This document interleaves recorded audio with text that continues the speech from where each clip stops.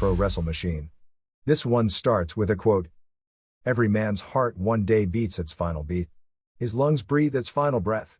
And if what that man did in his life makes the blood pulse through the bodies of others, if it makes them believe deeper in something larger than life, then his essence, his spirit, will be immortalized by the storytellers, by the loyalty, by the memory of those who honor him and make the running the man did live forever. Ultimate Warrior on Monday Night Raw, April 7, 2014, 24 hours before his death. It had been 18 years since the Ultimate Warrior, the character played by Jim Hellwig, had appeared on a WWE broadcast. In the past few days, he appeared on 3. On Tuesday morning, he and his wife got on his plane from New Orleans to Dallas, and then connected to Phoenix, and first went to the Gainey Suites Hotel in Scottsdale. On April 8 at 5:50 p.m., 54-year-old Warrior James B. Hellwig collapsed while walking with his wife to their car at the Gainey Suites Hotel in Scottsdale, Arizona, said Sergeant Mark Clark of the Scottsdale Police Department. The Scottsdale Fire Department transported him to a local hospital where he was pronounced dead soon after arrival. At this point in the investigation, it appears as though a catastrophic medical condition caused his death. A TMZ report stated that when he collapsed, he was clutching his chest according to witnesses. An autopsy will be performed, but the initial speculation is he suffered a massive heart attack. The timing was spooky, and the vision of him as the main eventer at the WWE Hall of Fame, coming out with his 2 young daughters, talking to his wife and mother in the front row and telling them how much he loved them. He was introduced at WrestleMania the next day. 1 day later, he delivered what will always be remembered as his farewell interview on Raw. He was limping badly, and when he went to shake the ropes, blew up right away, which may have been a sign. Whether he was aware of anything, because you could certainly go back with a different perspective and listen to his interviews Saturday and Monday and come to that conclusion, also could be purely coincidental. One person who knew him better than most noted the same thing that we did, that the interviews are exactly what he would have said and you could read something into almost anything. He shot down the idea he was aware of a serious medical issue and that anything could be read into a lot of his comments for years that could be viewed in hindsight like he was delivering his own eulogy. What he said and how he said it was not unusual for him. The limp was also nothing new. It's not known how long he had been limping badly, but people who had meetings with him as far back as in 2012 noted he had the same limp. However, he did have a premonition about dying young.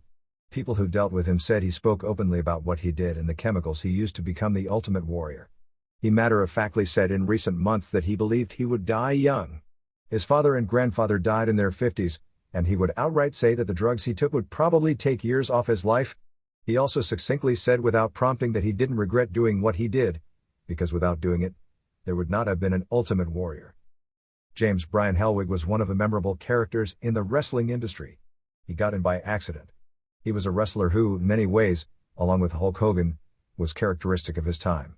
He was a big, muscular competition bodybuilder whose physique was his calling card and his reason for being a success. Obviously he had more than just a physique, because there's a world full of big bodybuilders who would love to be able to do pro wrestling and make the money he did. He had a crowd appeal even when he didn't know what he was doing, once he grew his hair long and became the Dingo Warrior. As Blade Runner Rock, with shorter hair, he was as big and muscular as anyone in pro wrestling, but there were no signs of this appeal. In Mid-South, the Blade Runners were not well thought of, particularly when Bill Watts fired Kelly Kineskey, who was wrestling as Masked Superstar No. 2, to make room for them. Kineskey, the son of Gene Kineskey, was a nice guy, quiet, caused no problems, was technically very good, but had no charisma at all. He was a former football player at West Texas State who almost everyone on the circuit, including the locker room leaders like Ted DiBiase, Dick Murdoch, and Jim Duggan, all liked. Murdoch, in particular, was furious that Watts fired a good kid like Kineskey to make room for 2 green bodybuilders with a few weeks of training, a few weeks in the ring, who, charitably at the time, were totally awful. Watts countered that the guys didn't understand business, because the look of the Blade Runners was unique. Rock was 280 pounds and still cut at that weight. Kineskey had no potential to headline. The Blade Runners were a long way from being ready, but they did have a potential Kineskey didn't. The argument led to more problems, which resulted in Murdoch soon leaving the company. Blade Runner Rock didn't fit in well, nor did the Blade Runners connect with the fans yet. He had issues in Mid-South, being green to the business. Watts, who was 47 at the time, came out of retirement and worked some as a babyface against them, and they were told by the other wrestlers that when the boss hits you, you have to go flying. Warrior couldn't comprehend why an old guy who was somewhat fat, although even bigger than he was booked to beat him like that.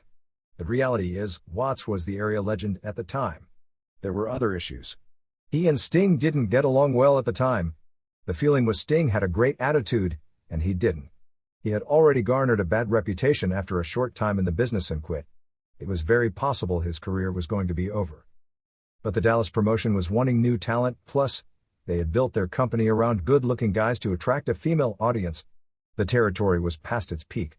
But Kevin and Kerry Von Erich were still there, teaming with a fake cousin, Lance Von Erich, a bodybuilder who looked like a model but couldn't work a lick. Physically, Jim Hellwig was similar to Kerry Von Erich, the company's biggest star. Like Lance Von Erich, when he came out, women took to him immediately and he was over. He wasn't over like the top guy in the company, but there was a connection with the fans there for the first time in his career. His interviews needed work. At the time, Bruiser Brody was the booker. I can recall almost as comedy that when it came time to interviews on Monday nights in Fort Worth, Brody would cut his promos and talk about his matches. Then the Dingo Warrior would come out and do what would be beginning Ultimate Warrior interviews. Brody, instead of leaving, would be standing there in the background. When Warriors interviews were over, Brody would say, "Mark, TV announcer Mark Lawrence, what Dingo was trying to say is." Gary Hart managed him when he first came in as a heel, before his inevitable babyface turn. Hart saw firsthand his issues with steroid use and problems with his first wife. Dingo Warrior was Hart's brainchild, the term dingo being from Australia, where Hart worked in the 60s and 70s. While he used face paint before, his Dingo Warrior face paint, which became the genesis of the Ultimate Warrior face paint, was from Aboriginal tribal war paint in Australia. He wasn't making much money, but he was clearly turning a corner and was going to make it. The only question was where. He was tailor-made for WWF at the time, just needed a few more years to improve his ring work. Officials from New Japan Pro Wrestling, at the time the #2 promotion in the world, were looking at creating a new top foreign star, Big Van Vader. They were looking at a comic book bodybuilder who would wear a mask and come out to great special effects. They had made a deal with one of the biggest celebrities in the country, the Johnny Carson of Japan, today that would be the Jay Leno or David Letterman, only ×5, to manage Vader. He was going to come in and beat Inoki in 2 minutes, something that never happened before. Hellwig was the original Big Van Vader, but he instead opted to go to WWF a few months before his debut, leaving Leon White, the second choice, for the role. Things probably worked out better because Hellwig's look and the Inoki win would have gotten him over early in Japan, but it's hard to say if he'd have had any staying power. He only worked one match in Japan his entire career, in 1990 as champion, against Ted DiBiase, and the fans of the Tokyo Dome pretty well mocked him on that night. White went on to be an all-time great and Hall of Famer with the gimmick. He was brought into WWF in 1987 as a project. The company saw promise in him and he worked as the Dingo Warrior, his name in Texas, working house shows. The idea was to keep him off television until he improved his wrestling, but at every house show, he got over like crazy. Fans were educated that big muscles makes you a tough guy, and he had big muscles and a great look. It was an immediate reaction that he got from people who had no idea who he was, and had nothing to do with his unique and often mocked interview style, since nobody in the crowd had even heard one. The reaction at the arenas led to them debuting him on television much quicker than originally planned. His name went from Dingo Warrior to Dingo, the Ultimate Warrior, and finally just Ultimate Warrior. Once he was put on television, and given the name Ultimate Warrior, much to the chagrin of Bad News Allen, he was on fire. He always won. He was the company's hottest new star, and was booked that way, winning his TV squash matches quickly with a limited act of running to the ring, shaking the ropes, doing a few moves, and a splash for the pin. He garnered even more momentum when he beat the Honky Tonk Man in 27 seconds as a surprise opponent at the first SummerSlam on August 29, 1988. Hulk Hogan was clearly the top star, and he was more and more being seen as the heir apparent. He was 6 years younger, had a better body, was better looking and had better hair. Very quickly, he and Randy Savage were battling over the #2 position. During his rise, he only lost once, an IC title loss to Rick Rude, at WrestleMania 5 in 1989, due to interference from Bobby Heenan, which was done to lengthen their program. In a sense, they had to be careful booking him. Only the best wrestlers would be able to bring out good matches in him, and nobody clicked with him in the ring better than Rude. Eventually, after gimmicks like a bodybuilding match, Warrior regained the title and headed for Hogan. Still, even during his ascension, he wasn't always happy. Perhaps his best friend in WWF during his early period there, before Kerry Von Erich came in, was Owen Hart. Both came to the company at the same time. Hart was put under a mask as the Blue Blazer. Both, with no television, would tear down the house for their matches, Warrior with his ring entrance, physique and quick squashes, and Blue Blazer with his unique moves. But the company made the decision that the Blue Blazer was too small to compete with the Stars, limited his moves, and he was stuck in prelims. Given that Owen Hart was among the most talented wrestlers in the world, and Warrior wasn't, and Warrior was the one in main events, one would think there would be resentment. But the two got along well. Hart would note that everyone's time clocks were screwed up. The schedule was a killer in those days.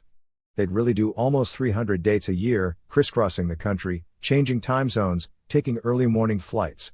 Warrior was incredibly dedicated to training and eating right because his body was his gimmick. Obviously, he was taking every physique aid known to mankind to maintain that look while being on the road. He would be so wired he couldn't sleep. Hart would joke about Warrior at 2:30 a.m. doing his laundry because he was so hopped up. Hart wasn't happy there, feeling his talent was squandered, and decided to quit and go to work in Japan.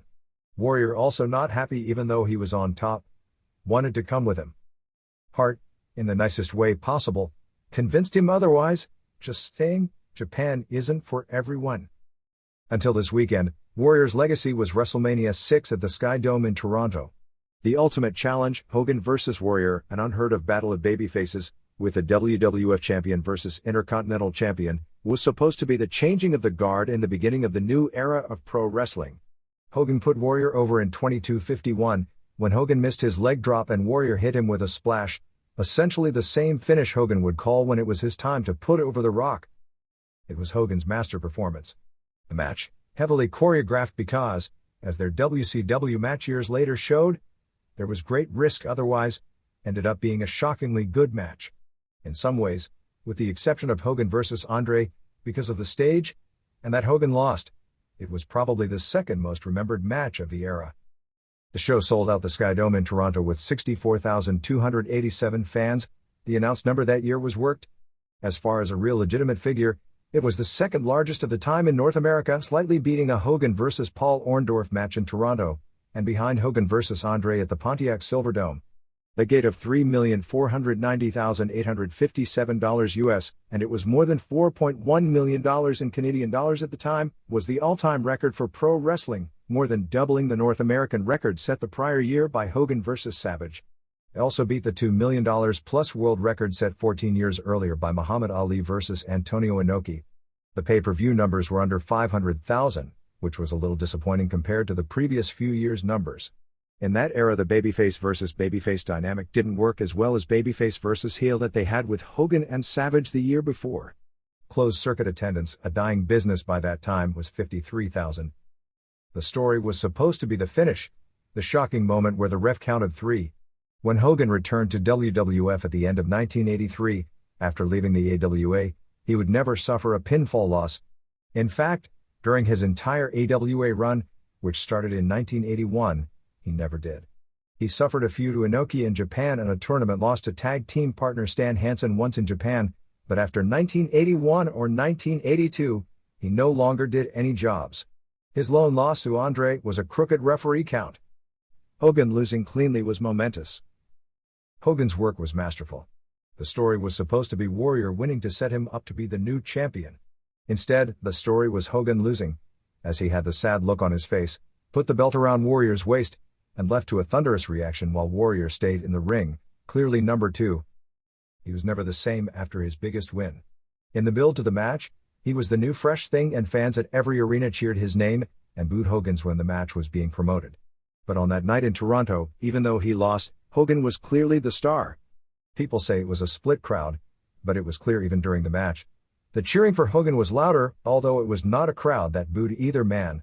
Fans watching went from wanting to see Warrior end Hogan's title reign, to seeing him as, instead of the heir apparent, placeholder for when the real top star returned. Warrior's title run was devoid of fresh heel challengers, as Rude was someone he had already won a previous feud with, and Mr. Perfect was someone that Hogan had already beaten over and over. Business fell and a scenario was created where Sergeant Slaughter would come in as an Iraqi sympathizer when there was bad feelings in the U.S. against that country, just before what ended up being the Persian Gulf War. Slaughter would beat Warrior and then drop the title to Hogan at the next WrestleMania. Warrior worked with his other best opponent, Randy Savage, in a career versus career match at that WrestleMania. He had his business issues with Vince McMahon in the summer of 1991, demanding the same schedule, same pay percentage, and equal money on all PPVs as Hogan. McMahon agreed to all the terms. Then, after the first show, SummerSlam of that year in Madison Square Garden, as soon as the match was over, McMahon suspended him, although it was really a firing. Over the next 15 years were a couple of comebacks, both short-lived, 3 lawsuits and Hellwig berating McMahon every chance he could. McMahon, when asked, would refer to Hellwig as a nutcase. Yet, for whatever reason, he would want to bring him back, time after time. Once, when asked about why, he said that he must be a glutton for punishment. Still, a lot of the current wrestlers knew nothing about the behind-the-scenes, or what the guys who worked with him thought, and saw him as their childhood cartoon hero, whose ripping on the company for years wasn't known, and that he was an historical figure, who left, came back, was nice to everyone and clearly loved his family. Heartbroken, wrote Bryan Danielson. My sincerest condolences go out to the Warrior's family. Seeing how much he loved his daughters and his wife this weekend makes it all the more heartbreaking. The Ultimate Warrior was my favorite as a kid, and getting to speak to him was one of my favorite moments. He was so nice to me. There was a controversial side to Warrior. He had a short career as a college speaker that ended with anti-homosexual remarks, which he later clarified to say that what he meant was if the entire world was homosexual, the species wouldn't be able to carry on. He was critical of a number of wrestlers who he said were weak-willed because they returned to WWF and McMahon, and mocked self-destructive wrestlers for their early deaths. Some of his speeches will be looked at and examined as if he knew he had a health issue and knew ahead of time that this was his final act, both repairing his relationship with McMahon, who gave him the opportunity to be a big star, and paying back receipts at the same time. Warrior had just signed a contract as a brand ambassador for WWE, as he mentioned in his Hall of Fame speech. The position Foley had until they decided against renewing Foley's contract. James Brian Hellwig was born June 16, 1959, in Crawfordsville, Indiana. His father walked out when he was 12 and he was raised by his mother. He attended Fountain Central High School in Petersburg, Indiana, being a skinny 135-pounder, but he idolized Robbie Robinson, one of the top bodybuilders of that era, when growing up. He ran the middle distances on the track team. He went out for football one year but quit before the season started.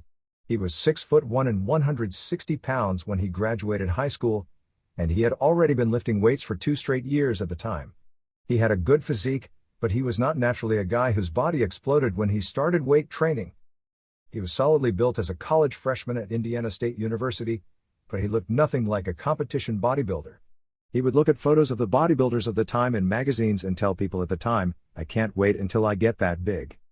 He quit college after a year, and wound up in Georgia. By that time he was huge. He was competing as a bodybuilder in Georgia, and studying to be a chiropractor.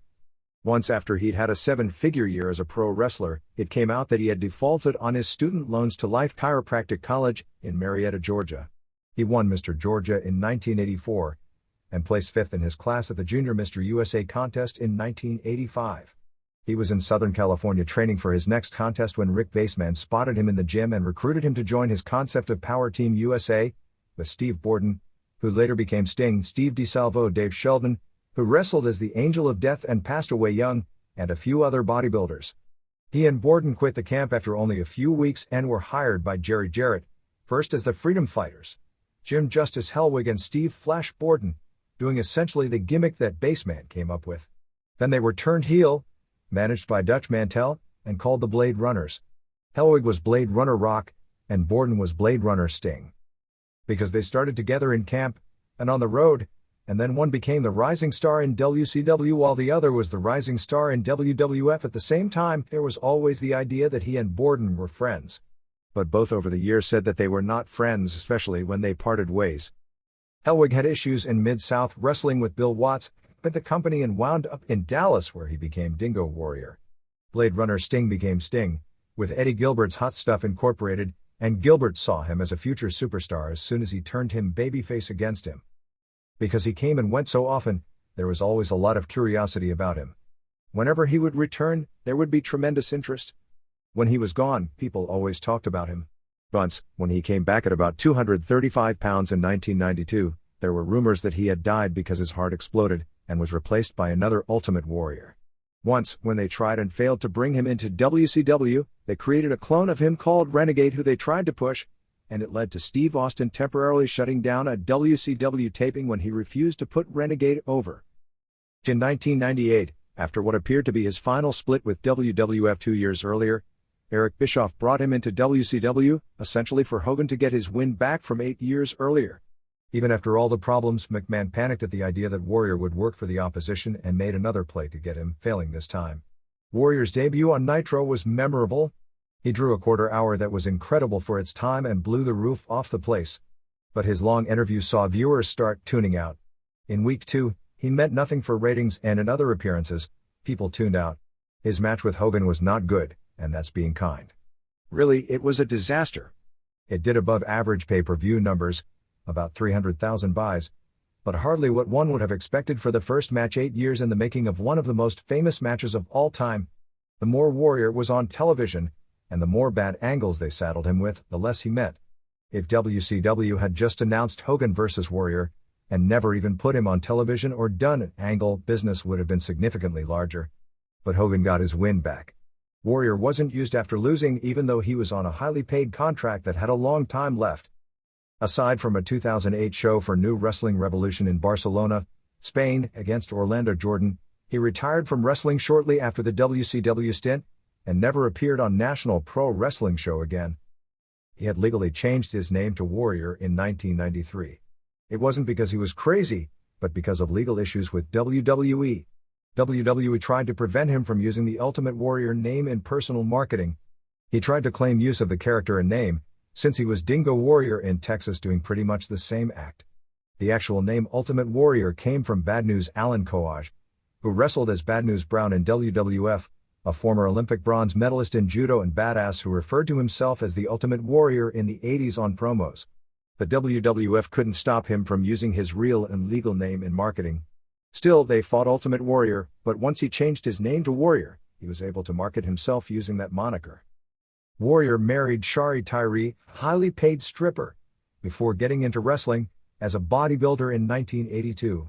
During his big run, while still married but with his marriage on the rocks, he traveled with a woman who would a few years later become Melanie Pillman, Brian's wife. A model and stripper, Pillman saw her photo in a magazine and set out to find her, having no idea she had any connection with pro wrestling. Before he even met her, he said he was going to marry her. During the marriage, Hellwig had called her at Pillman's home and tried to get her to come back to him. Brian Pillman hated Jim Hellwig. He married his current wife, Dana, who took his name. Since 2000, her name was Dana Warrior. The couple had 2 daughters who came out with him at the Hall of Fame ceremony in Indiana, known as Indy Warrior, who is 13, and Madigan, known as Maddie Warrior, who is 11. Over the years he garnered a reputation of being difficult to do business with, although people who ended up close to both him and McMahon remarked to me that the reason for their constant love/hate relationship is the two were 2 sides of the same coin. Warrior was the bodybuilder Vince always wanted to be. Vince was the business success Warrior always wanted to be.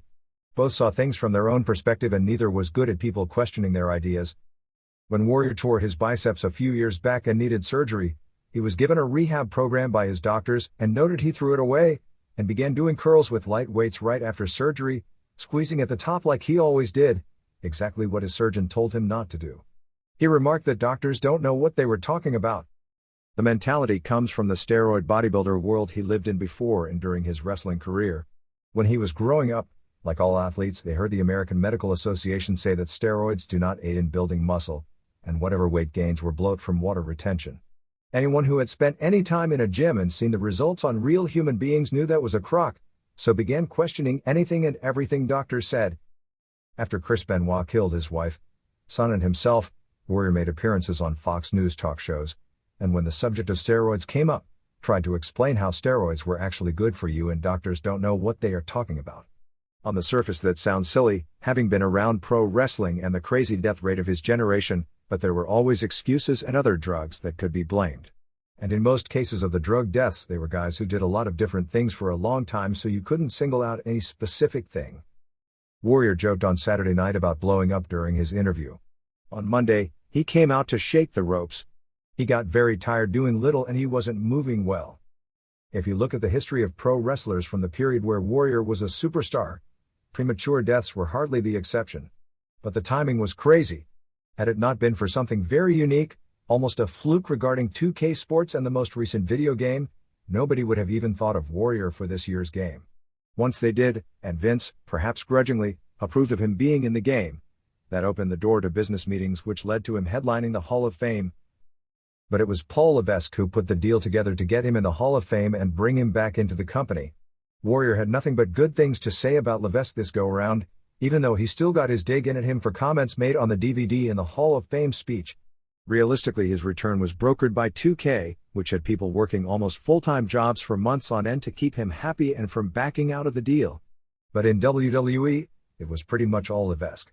It was the spot produced for his return by the Looking for Larry agency, run by Paul Heyman and Mitchell Stewart, that led to the press conference in New York where the ball really started rolling. Just before his death, Warrior posted a photo of himself hugging Vince McMahon online, after nearly 2 decades of the two being at constant odds.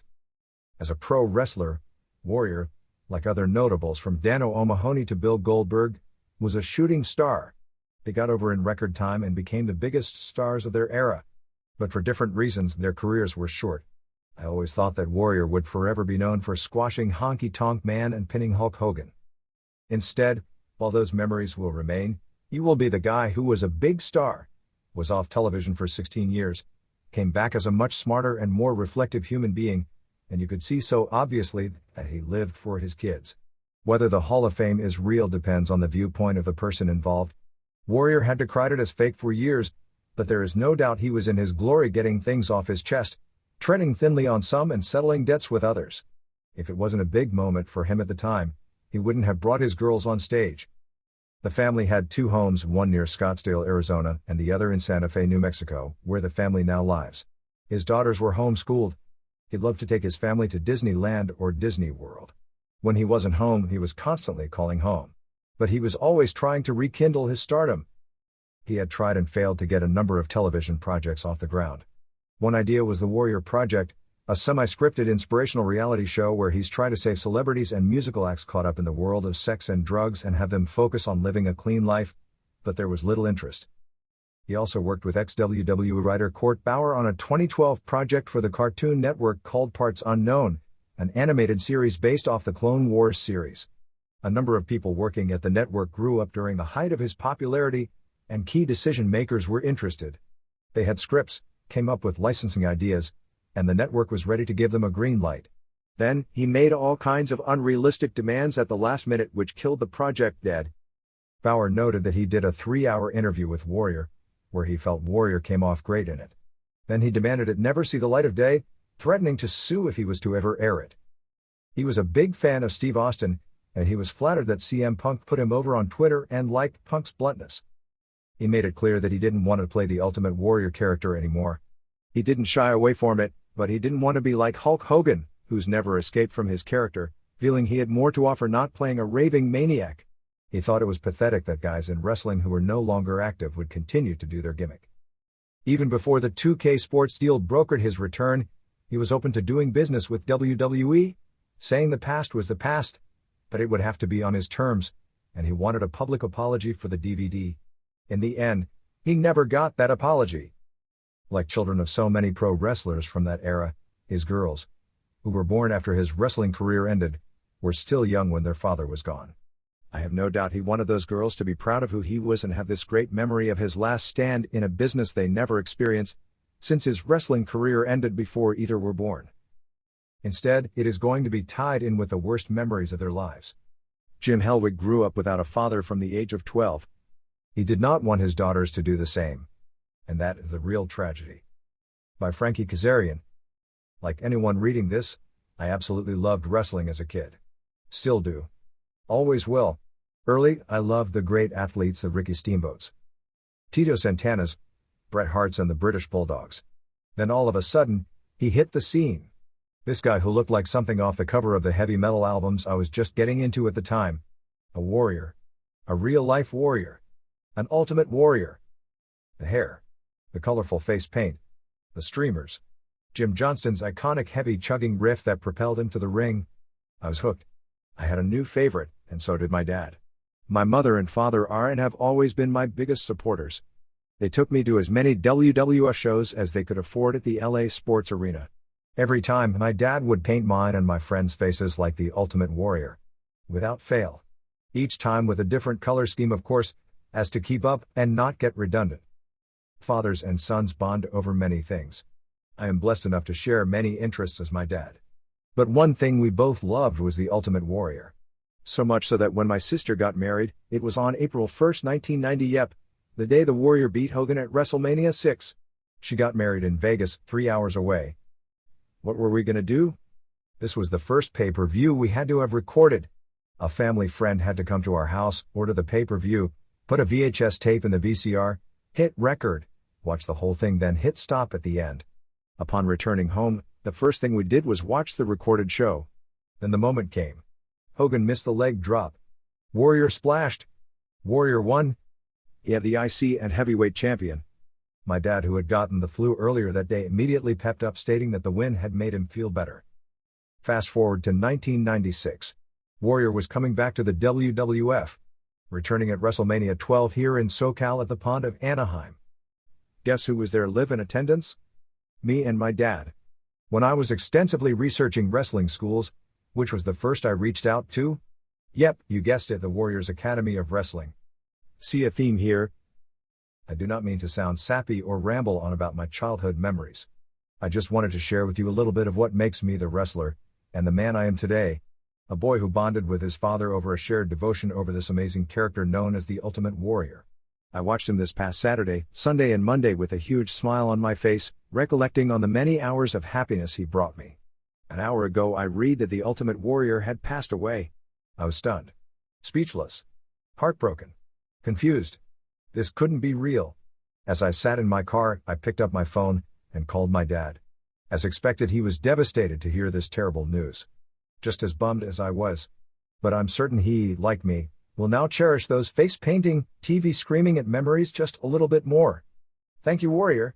You helped sculpt at least one, if not thousands of young kids into warriors who can only hope to have a career that will live in the immortal shadow that you have cast.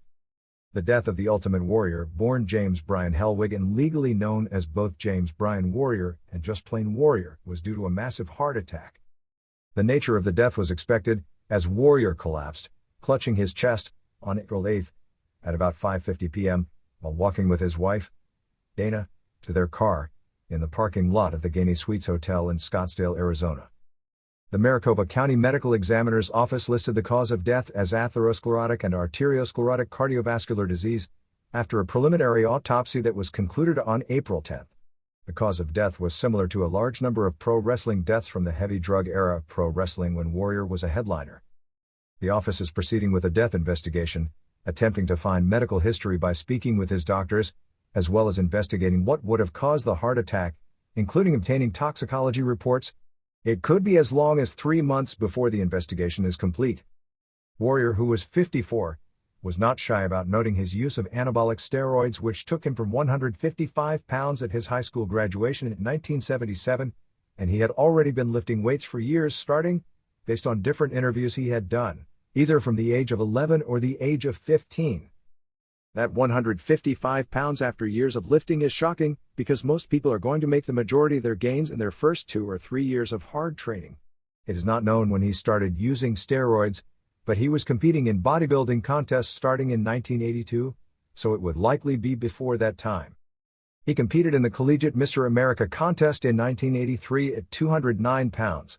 By 1984, his competition weight was 259 pounds, he weighed 279, not far from contest shape, 2 weeks prior to competition, and felt he lost too much weight for his final contest, meaning his best ripped weight would be in the 260s, a gain of 51 or more pounds in less than 2 years.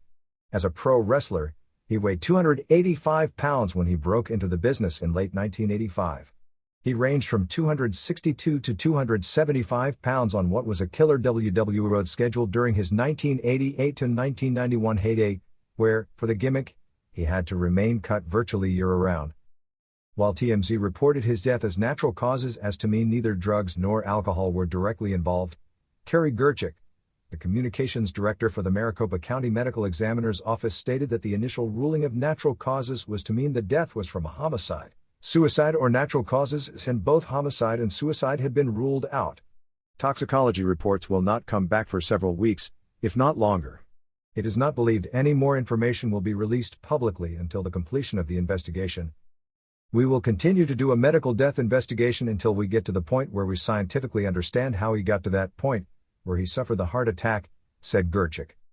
All of the information will be in the final autopsy report, she said. The medical examiners don't speak beyond the autopsy report. From a media standpoint, the results are likely to not garner significant news no matter what they are. In the 2005 death of Eddie Guerrero, from virtually identical initial causes, when the cause of his fatal heart attack was linked to longtime usage of steroids and narcotics, because the media had moved on, that got virtually no play, and outside of the most hardcore of wrestling fans, that aspect of the reasons for his death never got publicized. Some of that was also because, likely due to the steroid implications and the company being so sensitive on that subject, Guerrero's death certificate ended up being sealed a few days later per the wishes of his life. The toxicology reports on Chris Benoit, showing a copious amount of steroids in his system, including 5 to 10 times the usual amount of serum testosterone and a 59:1 TE ratio. That did garner some media attention, but because it also came out a couple of months after his death, and because the media coverage of that story had burned the public out, that also didn't get nearly the coverage as the speculation had gotten in the period after his death. The office is less concerned about the heart attack aspect of the death, and more of the key question, which is what led to the heart attack. Warrior's father and grandfather both died in their 50s, and he had spoken about not expecting to live a long life. He had been upfront in noting that the steroids he used to become the Ultimate Warrior would likely take years off his life, and had told friends of that over the past year. On the heels of what is still almost the surreal death of the Ultimate Warrior one day after his first appearances on WWE television in 18 years, the company produced a moving documentary on its network that aired on April 17. It was a remarkable production, perhaps the best thing the company has ever produced, particularly when you factor in it was only 9 days after his death that it was released. The documentary was built around footage and comments, mostly from Warrior, as well as talking head interviews with Steve Borden, Sting, who started his career with Warrior, Paul Levesque, Triple H, who put the deal together to bring him back, Vince McMahon, in a way he's never been seen before, and Stephanie McMahon. The show has been largely praised in wrestling, almost universally, for the production, quick turnaround, and storytelling, although some in wrestling were also privately critical, given it's not the time or place to say anything negative on the subject. The whole Warrior story is hard to come to grips with, because of the timing. An obviously moved Vince McMahon noted a photo that his daughter took, with Warrior, that he posted before he left the building at Raw, as Vince wondered if it was the final photo ever taken of him before he died, and certainly the last one with me. While probably not the case, since many fans saw him at the airports in both New Orleans and Dallas the day of his death, the timing of everything was so spooky it almost felt scripted. The first time you heard it, it's surreal, and at first you don't believe it, said Vince McMahon. It's difficult to accept the news. It's unbelievable that it would occur, and unbelievable about the timing of it, almost as if it were destined to happen that way. The star of the piece was Warrior, the former James Brian Hellwig, the bodybuilder turned pro wrestling star who Vince McMahon saw as the heir apparent to Hulk Hogan. The reality is the relationship between Hellwig and McMahon was contentious for much of the last 22-plus years, with explosions, brief reconciliations, 3 lawsuits, and more explosions, and a final reconciliation right before his death. It has left people with far more questions than answers. The big question regards the health of Warrior. It's very easy to read into the timing of this, and his speech on Raw in particular, and come to the idea that he knew his health was bad. It's easy to come to the conclusion that to secure money for his family's future through a merchandise deal, and to secure the legacy of his wrestling character, or his own personal wanting to make things right, things happened the way they did. He made things right. His young daughters for one weekend got to see who their father was when he was a celebrity, years before they were born. The reality is they could have been told about it for years, but unless they experienced it live, they would have never fully understood it. Except much of that couldn't be true. Few know just how much of a fluke it was that the pieces all fell into place. The documentary didn't go near it, and those who knew aren't talking. Suffice to say that WWE would not have reached out to Warrior anytime soon, and had considered it a lost cause after he turned them down in 2010. And he was not going to take the first step either. It was a 2K Sports deal that was a complete fluke that it even happened. That opened the door for discussions to be even broached. Even then, it was a very difficult negotiation period to get him in the video game. It was only during those negotiations that he said he would be willing to talk to McMahon. And the Warrior/Levesque discussions weren't easy either. The problem is, he wanted a public apology for the self-destruction of the Ultimate Warrior DVD. He never got that public apology. Even late last year, he questioned the logic of the idea that the company that made that DVD, saying how bad he was, how unprofessional he was, could possibly consider him Hall of Fame worthy. It made no sense to him. If it was any world except pro wrestling, it would have made no sense. But ultimately, he realized that in making no sense, him standing there giving the speech in the main event position thus became his vindication. Perhaps the story of the documentary is that there is a thin line between love and hate. People who knew most of the parties in the DVD, everyone except Warrior, well, were noting how all those people saying all those things about him hated him, and for the most part, that was true of many, at least of the 2013. They had said it for years. From all appearances, that really did change in recent months. In the world of wrestling, how much the appearance is reality is subject to question. But it's a world where the last impression counts, and whether they truly liked him during much of the last quarter century, the last few days were pleasant, and the timing of the death under any circumstances was no less shocking. The Warrior, who went to the WWE offices for the first time in 18 years on March 19th, was an enthusiastic, likable guy as he talked with the merchandising people on new designs, as they were going to remake the character this year. The company had planned to push Legends merchandise with the idea the network would create a nostalgia interest in the product, around a big four of Hogan, Undertaker, Warrior, and Steve Austin. Among the most moving parts of the documentary was interaction between Warrior and McMahon. McMahon was portrayed as like a father to Warrior, since Warrior's real father left him when he was young and never supported the family. He had no relationship after that point with him, before his father passed away in 1996. It's mind-boggling given all the things he said about McMahon over the years. Indeed, in going back for the Hall of Fame and to be on television, it was everything he had criticized everyone else for doing. Warrior brought a copy of the book The Little Engine That Could, based on a story McMahon had told him years ago about how he saw the rise of the WWF as a company, after his own series of business failures early in life. Warrior brought McMahon that children's book, signed it and gave it to him. There was a shot of McMahon during one of the weekend shows, looking at the book. Some of the past problems between McMahon and Warrior were talked about. Others weren't. Memories weren't perfect. Some things were confused. Some things just weren't right. Others were strange with the benefit of hindsight. There was a conversation with Hulk Hogan, who Levesque told to stay away from Warrior at all costs all weekend until at least the Hall of Fame ceremony was over, coming to Warrior the next day to apologize. Clearly, no matter what the deal, Levesque knew it was fragile until it was over and done with. And even at the last hour, Hogan could be a snag. Warrior had a long-standing resentment of Hogan, his favorite target besides McMahon, when talking about the phony world he had left behind. He didn't specify what he was apologizing for, but in Hogan's new thing of not wanting enemies because life is too short, Hogan was willing to take whatever blame there was against a guy who in 2011 claimed that Hogan had asked, back in their heyday, for him to have sex with his then wife Linda, and also called Hogan a cocaine-abusing dopehead. But the biggest questions revolved around what Warrior was best known for, the physique that got him into wrestling and made him a shooting star. Warrior was a fanatic about what he ate to the extreme, and training. Still, age is reality. It's hard to believe anybody naturally was going to look like Warrior did a few years back when he was doing training videos and at some public appearances. People who saw him last year at the WrestleCon convention, or late last year in public situations, remarked how huge he was. Warrior, when he was going to make an appearance a few months back, did say that he needed enough time to get ready for the shoot. But backstage, he never took off his long-sleeve dress shirt.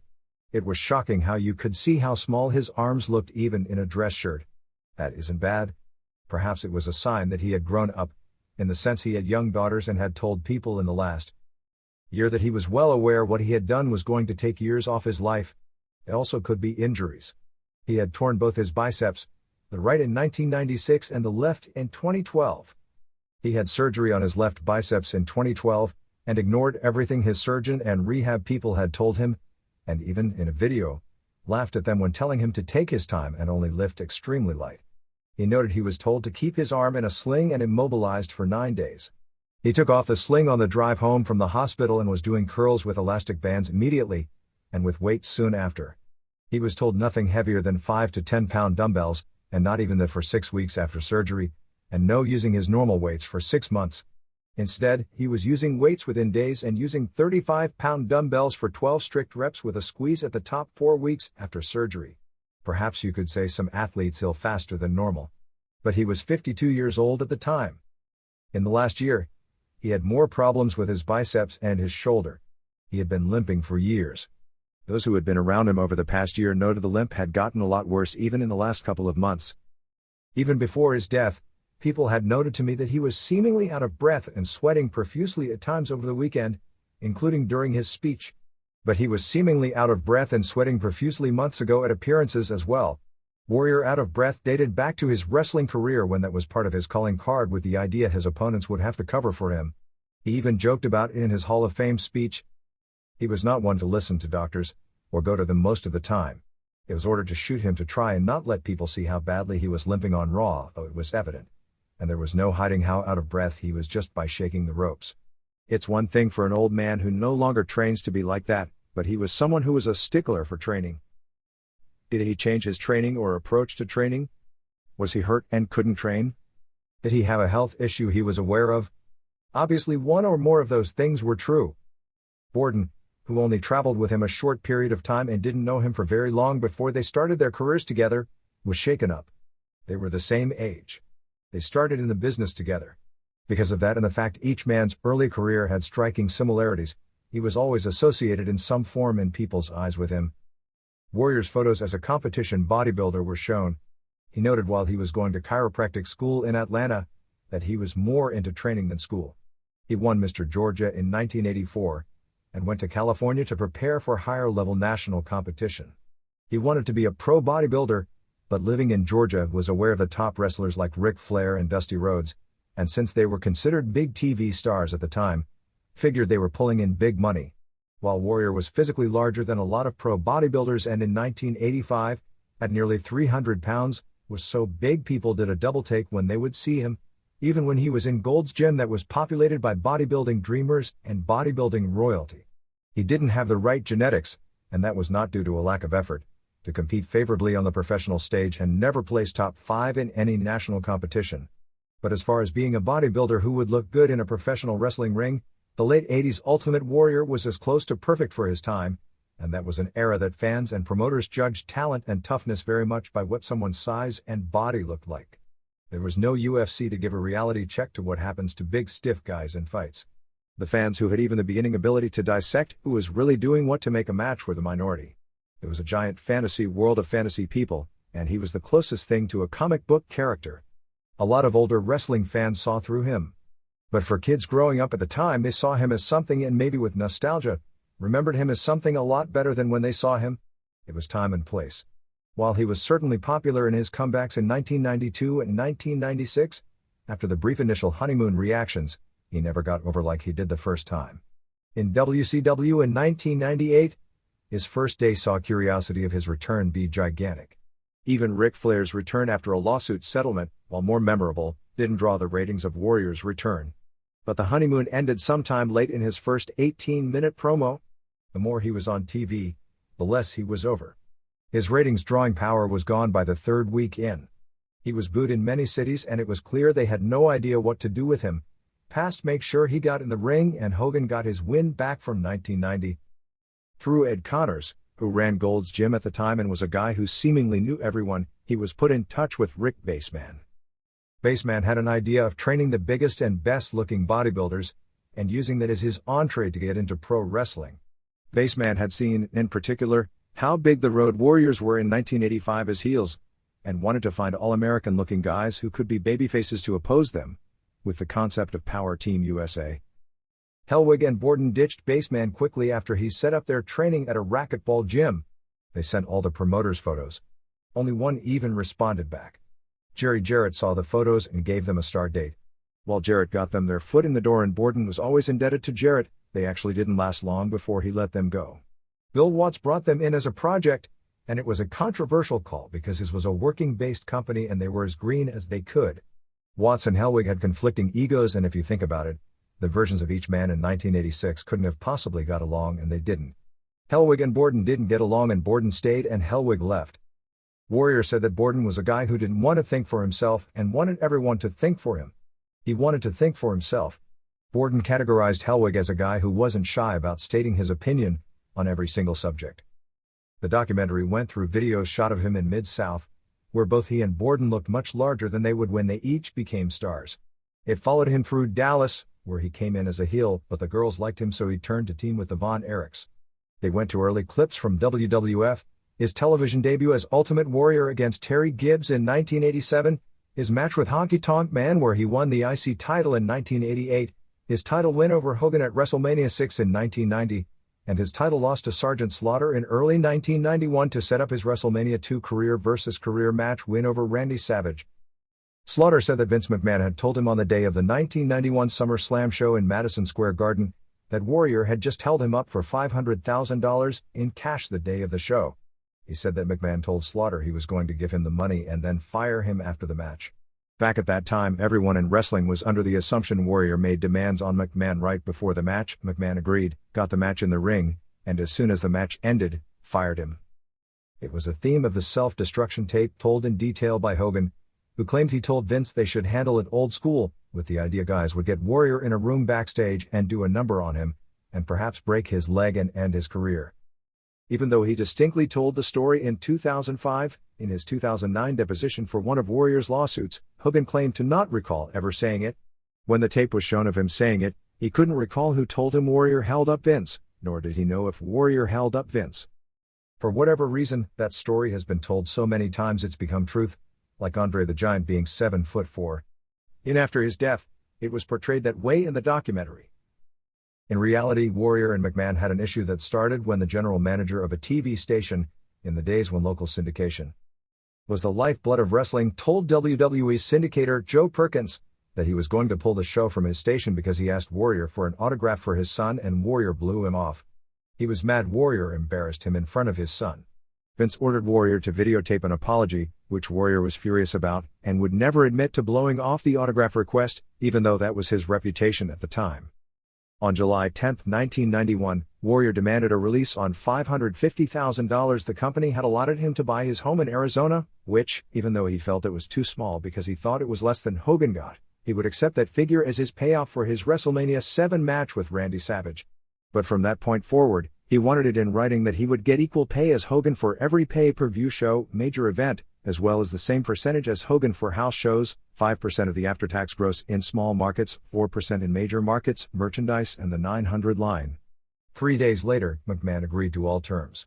Still, a few weeks later, Warrior no-showed 2 TV tapings and several house shows 3 weeks later. So the story of it being the day of the show, as has been told, is inaccurate, as the show wasn't until August 26, 1991.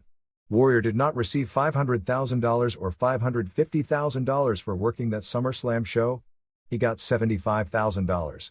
Even McMahon signed a deal that he and Hogan would be paid the same. Both got $75,000 checks for that show, but McMahon also gave Hogan a $15,000 bonus.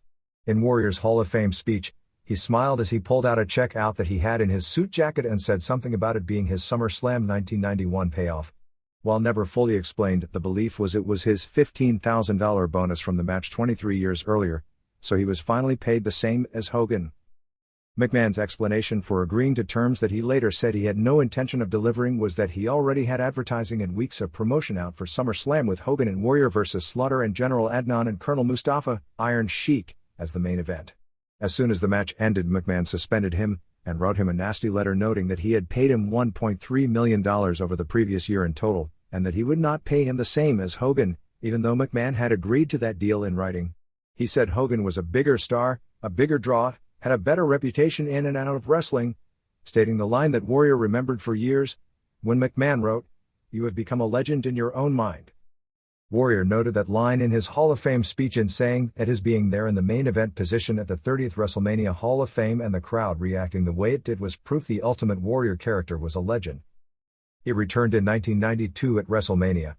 What happened there is that in the summer of 1991, Hogan went on the Arsenio Hall show right after the trial of Dr. George Zaorian, a commissioned doctor at WWE events who supplied about 70% of the company's wrestlers, including Hogan, McMahon, Roddy Piper, Rick Martel and others, with steroids. Hogan claimed he wasn't a steroid user, and had only used steroids 3 times in his life, all for injury rehabilitation. Wrestlers came out of the woodwork saying Hogan had lied, leading to a ton of media coverage. At first the hope was they would survive the storm, particularly since Hogan was still drawing well, even though the Hulk Hogan Vitamin Company almost immediately went out of business and other endorsements dried up and his reputation to the public at large took a temporary hit. But in early 1992, McMahon changed his tune, as the media firestorm wasn't going away, and he saw Hogan as the lightning rod. So he made Hogan the sacrificial lamb. The idea was to take Hogan from the say your prayers and eat your vitamins guy who was in reality getting his huge muscularity from steroids, to the sympathetic older icon.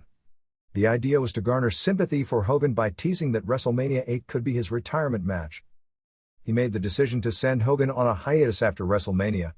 WrestleMania that year was built around the idea that Hogan would possibly announce his retirement. In fact, nothing of the sort happened. But Hogan was gone, and didn't come back until early the next year.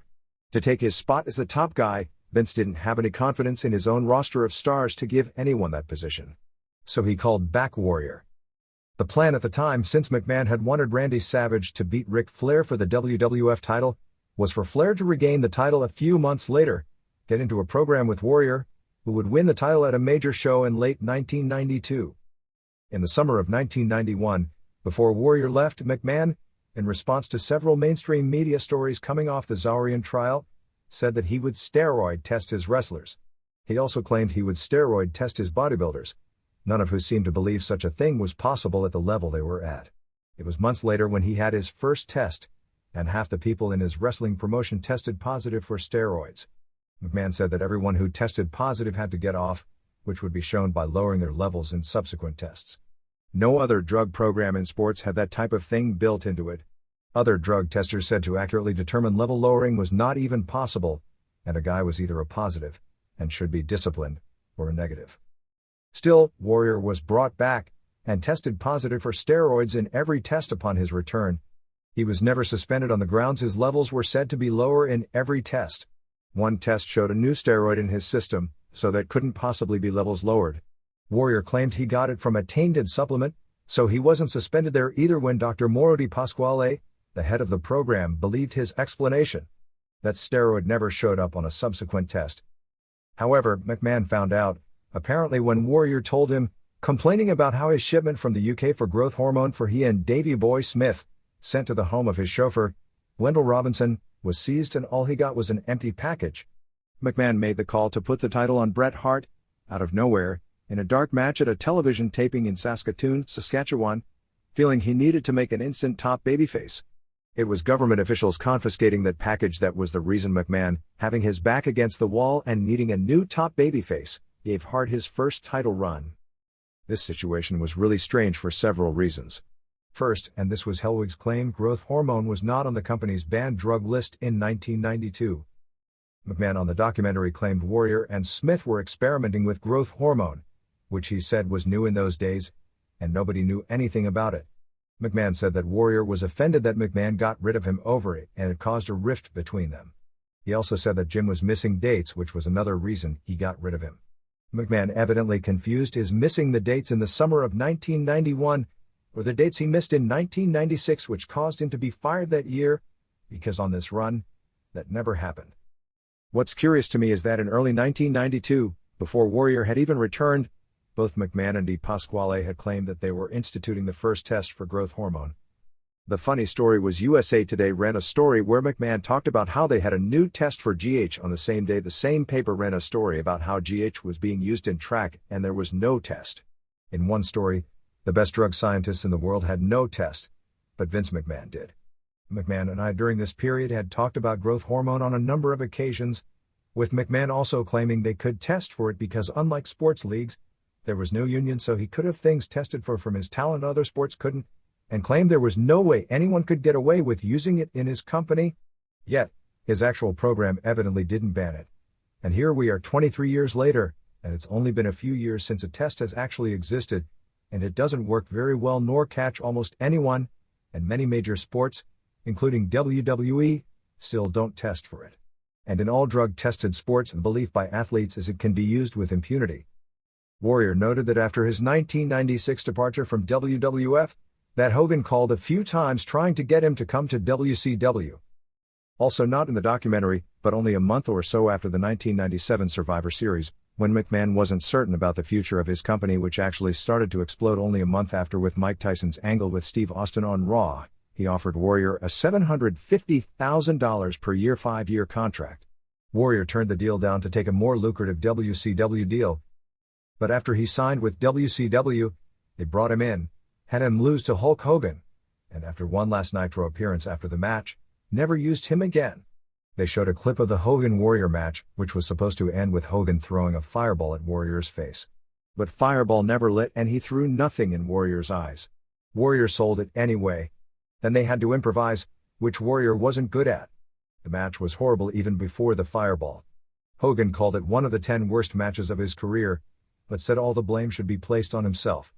It was implied, which was true even though Eric Bischoff has denied it, that they threw all that money at Warrior for a few months to build up one match just so Hogan could get his win back from 1990. By the time the match took place, most of the interest was gone, since Warrior was the wrong fit in the wrong place at the time, and the more he was on TV, the more worse off he was. Warrior noted he was asked to do the Hall of Fame in 2010, but turned it down. A lawsuit filed by Warrior, his third, regarding the DVD, had been settled out of court in 2009. When McMahon went to shake his hand upon the agreement they would both drop their legal claims, Warrior refused. "The most powerful thing I've ever done was not shaking his hand," he said. Hogan was deposed by Warrior in the lawsuit, where he called Warrior a flash in the pan and said on a scale of 1 to 10, where would he rank Warrior's wrestling ability, and he said 0. WrestleMania week saw Slaughter jokingly hand him a potato, in reference to Slaughter potatoing him during their 1991 run of cage matches, Hogan apologizing, calling him a great man and asking if he could start over. Warrior accepted his apology. The footage of McMahon, with bloodshot eyes, talking about Warrior giving him the children's book, and in tears was moving. But the most powerful footage was Warrior with his 2 daughters, amazed at seeing the crowd and telling him he did a good speech at Raw. The youngest was in awe that so many people remembered him from a time years before she was even born. Cameras were around him constantly, including when he finally left. During the entire weekend, in every shot, he had a huge smile. For someone who decried everyone who had come back after differences with McMahon as being weak-willed, it was clear this provided him with some closure. As he left the arena after Raw, he talked about this as the beginning of the future of something great. "This is the pro wrestle machine,